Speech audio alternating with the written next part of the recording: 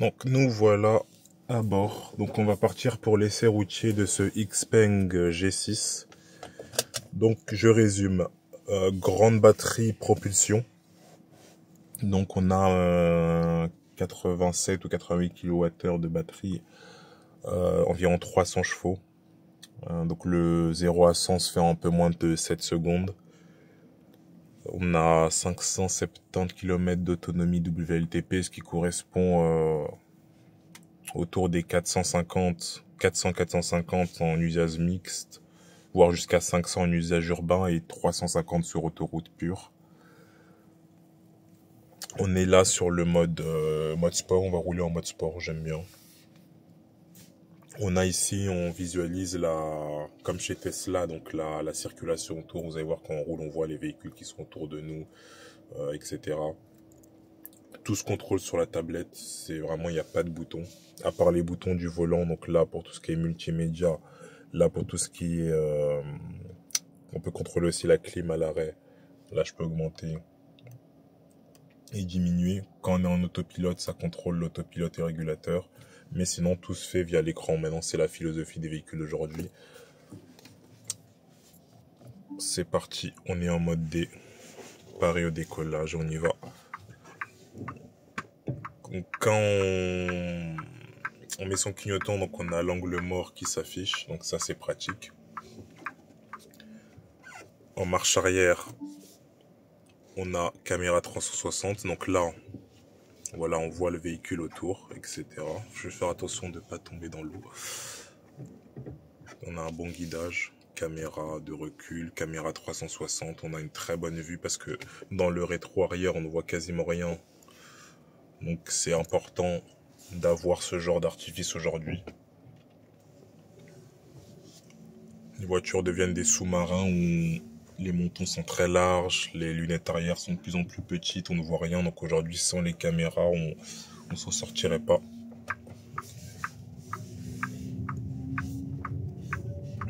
Nous voilà partis sur la route. Donc alors les premières impressions, donc on se sent très bien à son volant, donc on est assis assez haut. 4 mètres 76 de long, 1 mètre 90 environ de large et 1 mètre 65 de haut. Donc on a les classiques bip dès qu'on dépasse un peu la limitation de vitesse, ça maintenant dans toutes les voitures. Faut désactiver ça quand on démarre. Donc on est placé assez haut. Le véhicule est assez bien sonorisé. Là, je viens de découvrir un truc, le GPS parle, et en fait, dans l'appui-tête, il y a aussi un haut-parleur. Là, je l'ai entendu vraiment derrière ma tête. Donc ça, c'est intéressant.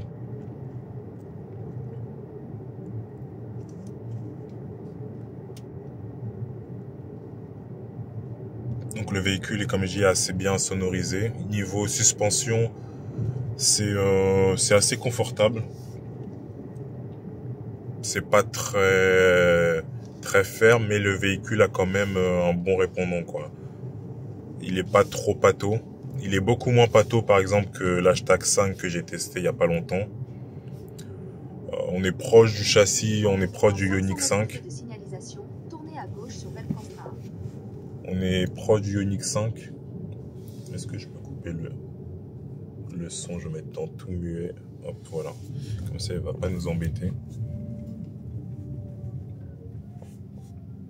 Donc on va dire le châssis, c'est un peu un juste milieu entre le modèle Y qui, même en Juniper, qui est quand même un peu plus ferme, et entre à l'opposé, le Hashtag 5 qui est vraiment très pâteau, qui est un très gros SUV assez lourd.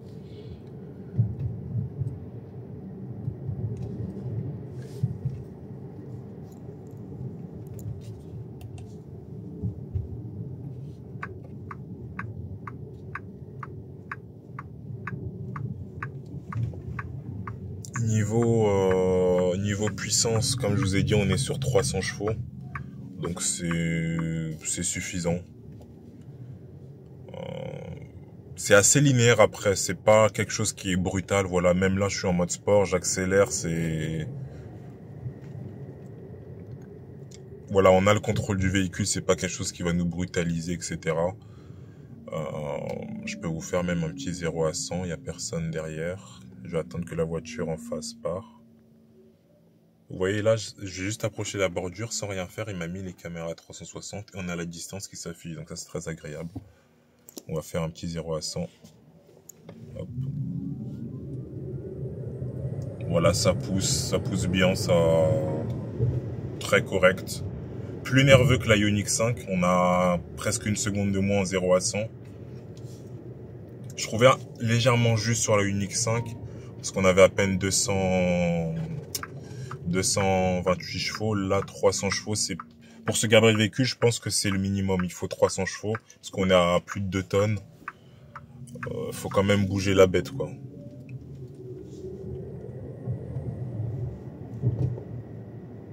Par contre, là, je suis en mode one pedal. J'ai constaté quelque chose, c'est que le one pedal est, alors en roulant, il est très bien, mais à l'arrêt, il est un peu bizarre. Ça veut dire que je me suis retrouvé tout à l'heure en pente où le véhicule s'arrête, mais repart en marche arrière. Enfin, repart. Il se met pas en marche arrière, mais il recule vu que c'est une pente. Ça veut dire que des fois, on arrive, le véhicule s'arrête et il faut appuyer sur le frein pour déclencher le mode auto-hold. Donc, il va serrer les mâchoires de frein, alors que sur les autres véhicules, j'ai jamais vu ça.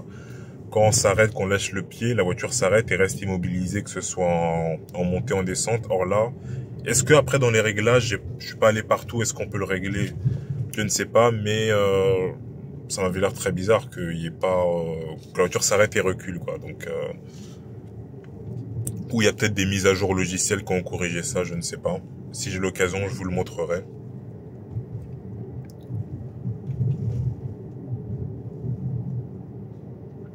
Il existe donc une version performance, donc avec 2 moteurs, qui fait le 0 à 100 dans les moins de 5 secondes, qui fait dans les 500 chevaux si je me trompe pas. Donc vraiment pour ceux qui cherchent de la puissance. On a un peu moins d'autonomie, on perd 50 km, on passe à 520 km. Mais le véhicule arrache beaucoup plus. On a une version, là c'est la phase 1, on a une version aussi petite batterie qui a 435 km d'autonomie. Et il me semble que là, la phase 2 va arriver. Sur les phases 2, en tout cas pour l'instant, de ce que j'ai vu sur le site internet, il y a que la grosse batterie. Ils ont enlevé la petite batterie. Je pense que ça se vendait pas beaucoup parce que 435 km WLTP dans la vraie vie, on fait, je pense, 250 jusqu'à 280 km grand max sur autoroute. Donc c'est un peu juste sur un véhicule qui se dit familial, qui a vocation quand même d'aller aussi sur des longs trajets. Je pense qu'ils en vendaient pas beaucoup, donc ils ont arrêté pour ça. Et la version grosse batterie, c'est vraiment l'idéal. On peut faire des longs trajets sur autoroute, voilà, jusqu'à 400 km. On est en 800 volts, donc ça se recharge très vite, plus vite qu'un modèle Y. On prend 280 kW. Après, le problème de ce véhicule, je pense que moi, là, pour vous dire honnêtement, l'intérieur est magnifique. L'extérieur est très beau aussi. Le seul problème, ce serait l'image de marque. Ça veut dire qu'on achète ça. C'est un véhicule un peu qui sort de nulle part. Je prends un exemple, j'arrive au boulot. Ah, salut, t'as un nouveau véhicule. Putain, il est super beau. C'est quelle marque? Xpeng. Ah, mais c'est quoi Xpeng? Je connais pas. Bah, écoute, c'est une marque chinoise qui vient de sortir et ça fait un peu... Attendez, là, ouais, voilà. Là, le véhicule recule. Voilà, je suis obligé d'appuyer sur le frein. Là, j'ai appuyé fort. Il s'est mis en auto-hold. On a le A. Mais le véhicule a reculé. Je vais accélérer un peu pour vous faire... Voilà, là, j'enlève le pied de l'accélérateur. Et hop, le véhicule recule tout seul, en fait. C'est pas normal. Enfin, ça me l'a pas fait dans les autres véhicules. Donc, est-ce que c'est une fonction activée dans les menus ou pas? Mais normalement, l'auto-hold, quand on est en mode one pedal, s'active tout seul. Or là, j'ai eu à l'activer.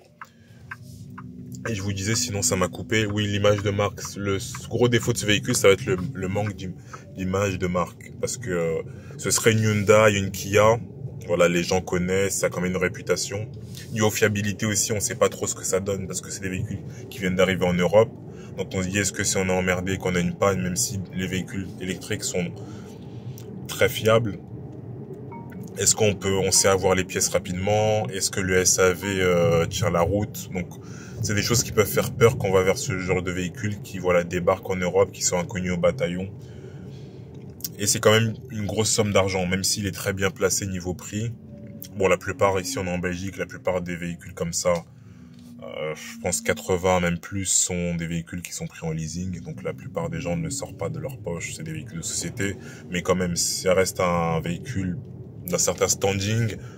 Donc quand tu mets ce prix-là ou ces mensualités-là dans ce genre de véhicule, tu t'attends quand même à derrière un SAV, à de la fiabilité. Donc voilà, je sais pas ce que ça vaut, mais je pense que ça peut être un frein à la vente. Moi personnellement, ça m'étonnerait que j'irais sur du Xpeng. Je pense que j'irais plutôt dans des marques plus répandues. Et je pense que l'image de marque y est pour beaucoup. Après, ça a l'air là, pour le peu de temps que j'ai eu, ça a l'air d'être une très bonne voiture.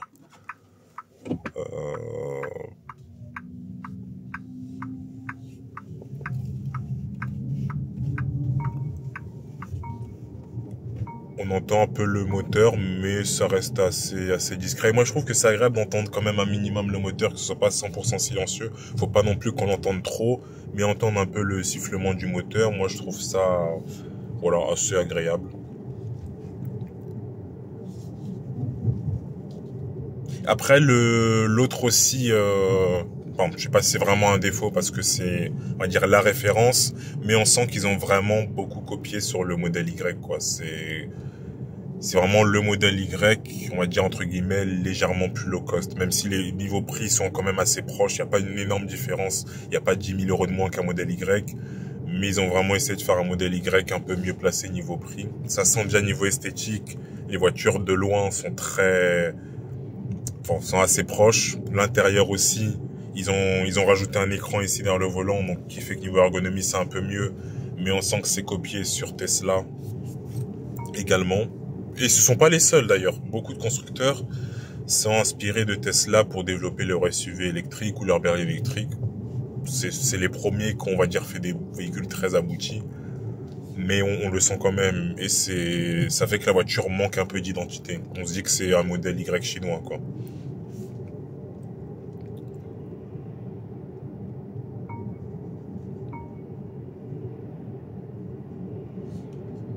Donc là, je vais appuyer une fois.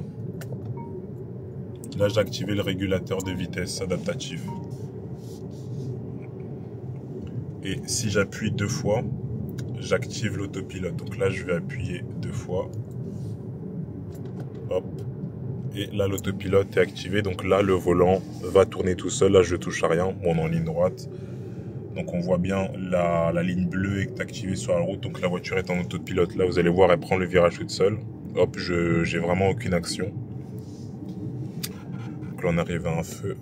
Je vais freiner, ça c'est désactivé.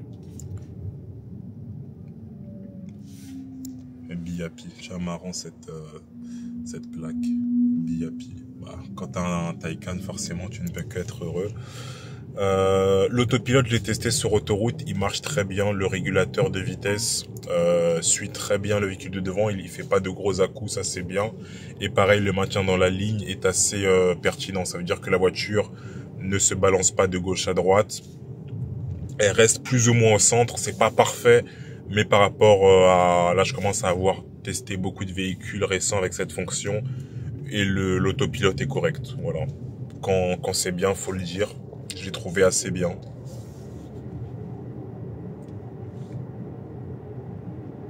Donc là, voilà, on rentre sur l'autoroute. Bon, là, il y a beaucoup de monde. On va pas trop pouvoir faire une insertion dynamique. C'est un peu les sorties de bureau. En plus, de toute façon, il nous fait ressortir tout de suite. Donc là, on va rester ici sur cette voie. C'est un peu dommage pour la conduite en mode bas que ça va repasser. Quoique, allez, hop, on va se faire un... Voilà, ça accélère. Franchement, on relance, c'est très très bien.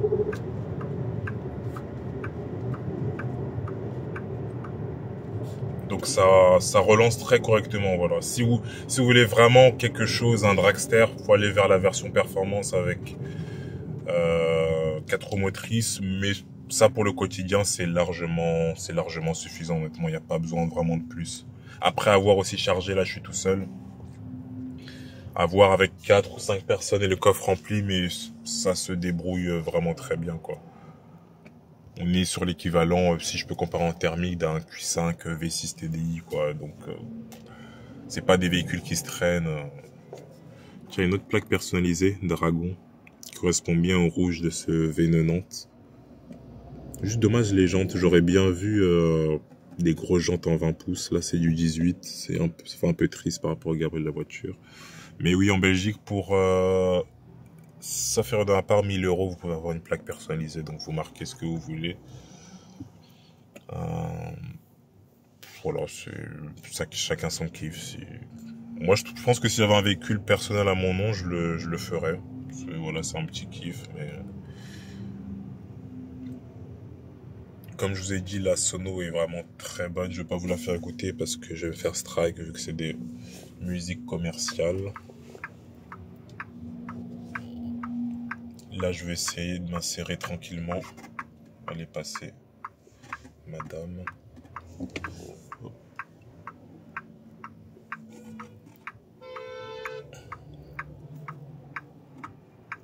Voilà, on est en pleine sortie de bureau, donc c'est vraiment bloqué de partout.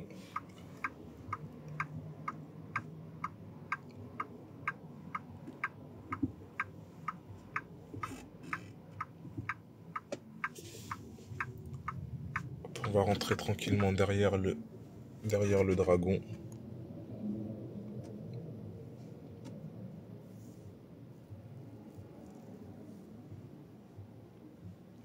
Et puis on est bloqué dans les bouchons, c'est dommage. Qu'est-ce que je peux vous dire d'autre sur l'intérieur? Alors j'aime beaucoup la console centrale très haute ici. Donc ça fait vraiment un peu cockpit. Voilà les tableaux de bord assez hauts. On se sent un peu enveloppé. Ça me rappelle un peu la Polestar 2 que j'ai essayé. Donc ça fait vraiment cockpit. Ici on a un gros rangement au milieu. On a... Les gens sont vraiment nerveux. Qu'est-ce que j'ai... Voilà, je perds, je sais même plus qu'est-ce que je voulais dire.